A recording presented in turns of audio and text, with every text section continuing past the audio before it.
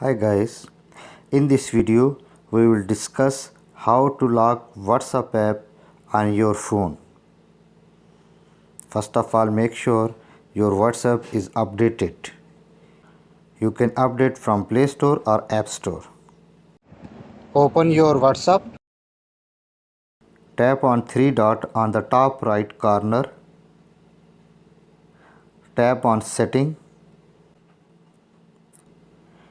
Tap on Privacy. Scroll down. Tap on App Lock. Here just turn on and your WhatsApp app will be locked on your phone. But before the turn on of this setting, you should confirm that your fingerprints or face lock is active in your phone. Thank you for watching and see you again.